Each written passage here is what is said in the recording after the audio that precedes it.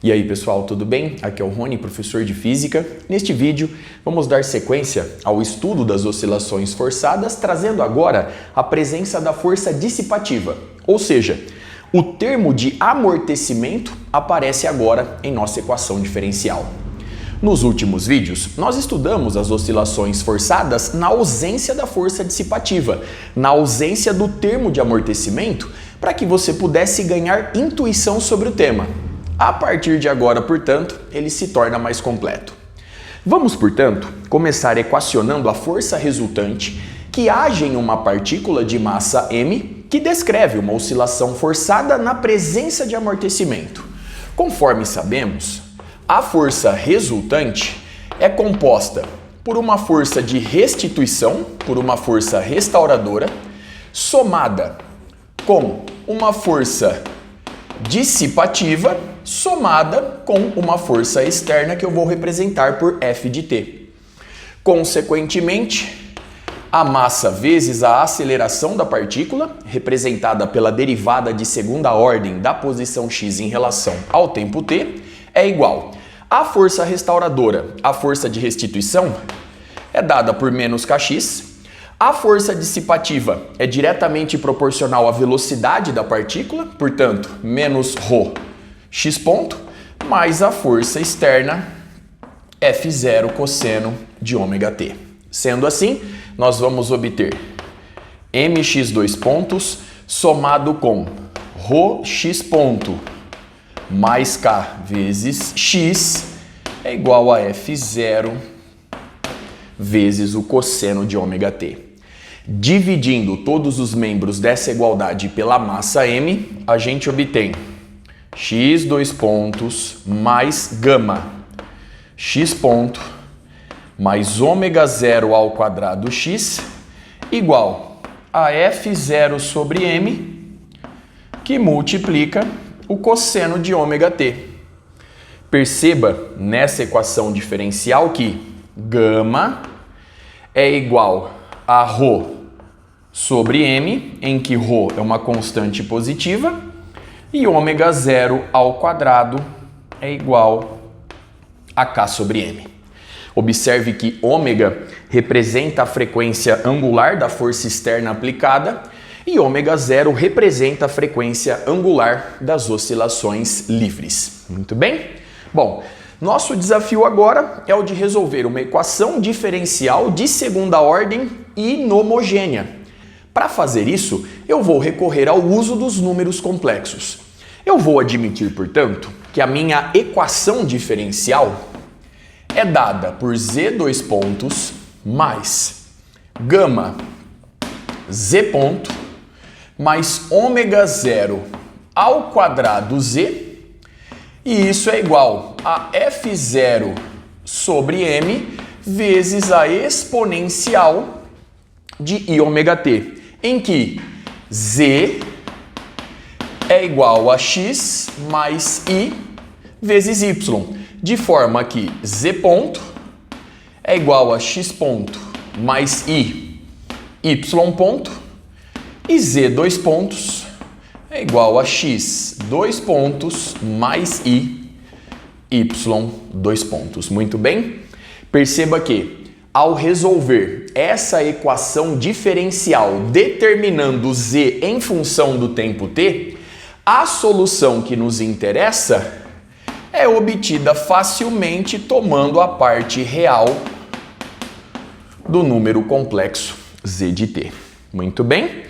E conforme vimos em vídeos anteriores, o que nos interessa aqui, a solução que nos interessa, é a solução particular da equação diferencial inhomogênea, também chamada de solução estacionária, conforme discutimos nos vídeos anteriores. Muito bem? Bom, eu vou assumir que z em função do tempo t tem a seguinte forma: z0 vezes a exponencial de I ômega t, pois é de se esperar que as oscilações produzidas tenham a mesma frequência angular da força externa aplicada, já que nós temos aqui oscilações forçadas. As soluções da equação diferencial homogênea associada tendem a zero após um intervalo de tempo suficientemente grande de análise. Muito bem? Bom, partindo dessa igualdade, vemos que z ponto em função de t é igual. A derivada da exponencial de I ômega t é simplesmente a exponencial vezes a derivada do expoente em relação ao tempo. Portanto, nós temos I ômega z0 vezes a exponencial de I ômega t.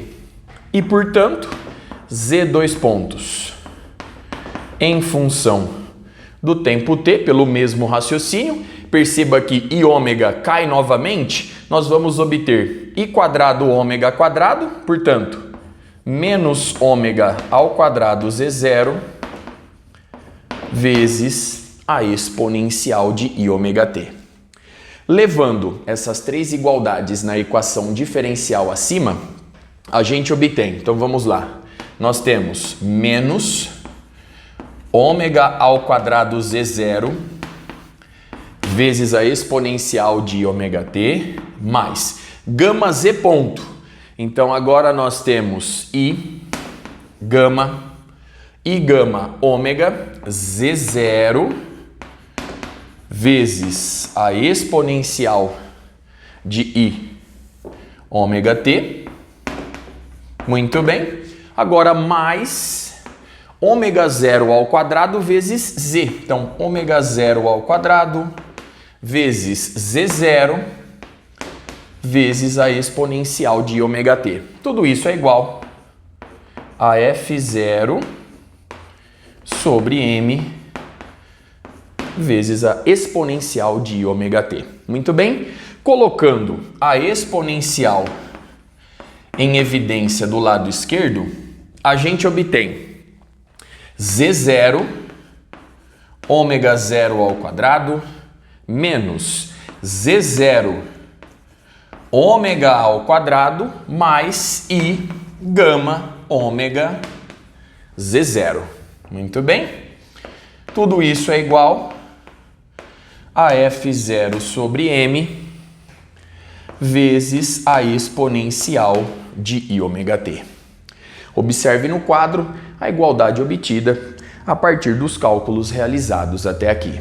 Dando sequência, comparando os termos dessa expressão, vemos que, se eu colocar aqui z0 em evidência, z0 vai multiplicar ômega zero ao quadrado menos ômega ao quadrado mais I gama ômega, e tudo isso é igual a f0 sobre m. Muito bem? Consequentemente, z0 fica dado por f0 sobre m sobre ômega zero ao quadrado menos ômega ao quadrado mais I gama ômega. Observe mais uma vez o resultado obtido para Z0. Agora, de forma geral, as oscilações produzidas pela força externa não necessariamente estarão em fase com ela. Eu preciso, portanto, acrescentar aqui, de forma geral, uma defasagem φ. Sendo assim, eu vou admitir que Z0 é igual a A vezes a exponencial de I vezes φ. Nosso desafio agora é o de determinar a amplitude do movimento e a defasagem φ entre a posição e a força externa aplicada. Perceba que, com essa consideração, eu respeito ainda o fato de termos um problema de valor inicial que necessita de duas condições iniciais. Muito bem? Para determinarmos, portanto, A e φ, eu preciso trabalhar esse número complexo. Para fazer isso, eu vou multiplicar o numerador e o denominador pelo número complexo conjugado do denominador. Sendo assim, nós vamos obter que A vezes a exponencial de I φ é igual. Se eu multiplicar o denominador pelo número complexo conjugado, nós vamos obter o quadrado do primeiro menos o quadrado do segundo. Portanto, aparece aqui ômega zero ao quadrado menos ômega ao quadrado menos o quadrado do segundo. Então, i quadrado, gama ao quadrado, ômega ao quadrado. Agora, i ao quadrado é menos 1. Portanto, surge aqui a soma com gama ao quadrado vezes ômega ao quadrado. E o numerador fica dado por f0 sobre m, que multiplica. Então, aqui nós temos ômega zero ao quadrado menos ômega ao quadrado menos i gama ômega. Muito bem? Não se esqueça que eu multipliquei numerador e denominador pelo número complexo conjugado do denominador. A partir de agora, eu preciso escrever esse número complexo na forma trigonométrica, para que eu possa determinar a e φ. Para fazer isso, vamos fazer uma rápida recordação deste estudo. Então vamos considerar aqui o eixo y sendo o eixo imaginário e o eixo x sendo o eixo real. Nós sabemos que o número complexo z dado por a mais i vezes b é representado nesse plano complexo da seguinte forma. No eixo real nós temos a coordenada a e no eixo imaginário nós temos a coordenada b. Nós temos aqui o argumento do número complexo, o ângulo θ, e aqui rzinho representando o módulo do número complexo. Perceba, a partir desse triângulo retângulo, que o azinho é r cosseno de θ e o bzinho ele é r seno de θ. Consequentemente, nós vamos obter z igual a r cosseno de θ mais i vezes b, que é justamente r vezes o seno de θ. Logo, o número complexo z é dado por r, que multiplica o cosseno de θ mais i vezes o seno de θ. Consequentemente, recorrendo a Euler, nós temos r que multiplica a exponencial de i vezes θ, em que r é o módulo do número complexo em questão. Perceba, através do triângulo retângulo, que r nada mais é do que a raiz quadrada de a quadrado mais b ao quadrado. E o ângulo θ pode ser determinado facilmente pela tangente. Perceba que a tangente de θ é igual a bzinho dividido por azinho. Portanto, θ é a tangente inversa da razão b sobre a. Muito bem? Partindo, portanto, dessa breve revisão, nós temos condições de escrever o número complexo obtido na forma trigonométrica. Então, eu vou começar olhando apenas para este termo. Então, nós temos ali, eu vou chamá-lo de Z1. Nós temos a parte real, ômega zero ao quadrado menos ômega ao quadrado menos i multiplicando gama ômega. Muito bem? Bom, a partir dessa consideração, vemos que o módulo desse número complexo, que eu vou representar por rzinho, é a raiz quadrada de a quadrado mais b quadrado. O a aqui se encontra, portanto, nós temos ômega zero ao quadrado menos ômega ao quadrado mais bzinho ao quadrado. Portanto, nós temos aqui menos gama vezes ômega ao quadrado. Logo, gama ao quadrado mais ômega ao quadrado. Muito bem. E o ângulo θ, ele fica dado pela tangente inversa da razão b sobre a. Agora note o seguinte, Perceba que esse número complexo, no plano complexo, ele está localizado aqui no quarto quadrante, pelo seguinte fato. No eixo real, nós temos ômega zero ao quadrado menos ômega ao quadrado. E no eixo imaginário, nós temos aqui menos gama ômega. Portanto, o ângulo θ é negativo, pois eu girei a partir do eixo real no sentido horário. Logo, o ângulo θ, ele é o negativo da tangente inversa, agora sim da razão B sobre A. Eu já levei em consideração o sinal de menos, portanto, nós temos gama ômega sobre ômega zero ao quadrado menos ômega ao quadrado. Muito bem? Então observe as expressões obtidas e com isso eu consigo escrever esse número complexo na forma trigonométrica. Agora, eu vou igualar essas duas expressões. Perceba que nós temos aqui ainda mais um termo. Consequentemente, nós temos o seguinte: A vezes a exponencial de I φ é igual. Agora nós temos F0 sobre M. Então, F0 sobre M que multiplica R vezes a exponencial de Iθ sobre ômega zero ao quadrado menos ômega ao quadrado mais gama ao quadrado ômega ao quadrado. Observe no quadro a igualdade obtida até aqui. Por comparação, nós podemos, enfim, determinar φ e determinar a amplitude do movimento. Se você comparar termo a termo, vemos que φ é igual a θ, portanto φ fica determinado automaticamente. Nós temos φ é igual ao negativo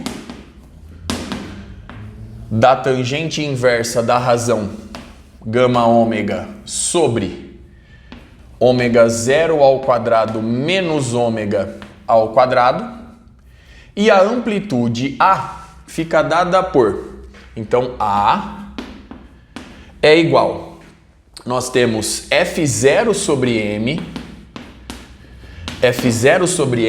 vezes R, perceba que R aqui se encontra, então vezes R, a raiz quadrada de ômega zero ao quadrado menos ômega ao quadrado, todo mundo ao quadrado, mais gama ao quadrado, ômega ao quadrado, muito bem, sobre, no denominador, nós temos ômega zero ao quadrado menos ômega ao quadrado, mais gama ao quadrado, ômega ao quadrado.